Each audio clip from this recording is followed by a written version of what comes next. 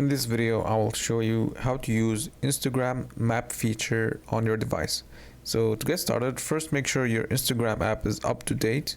So go to your Play Store and make sure that your Instagram app is up to date here. So I already updated it. And now go to your Instagram and then go to your DMs. So you can click here to go to your DMs. Then here you can see the map feature, just click on it. And then you can also choose to have your device location turned on, so you can just turn it on from the settings. And then here just go to permissions and then scroll down, location.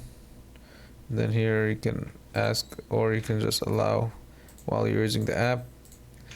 Okay, now you can turn it on if you want to turn on your location, and you can choose to only friends can see your location or close friends. So I'm gonna set it to just friends. Okay, and then, or you can, if you don't want anyone to see your location, just click no one, and then until you turn it back on.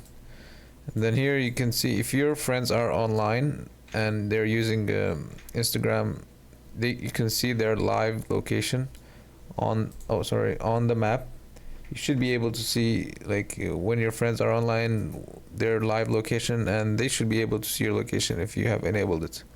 So that's pretty much it for the video. If you found it helpful, please subscribe to the channel. Thanks for watching.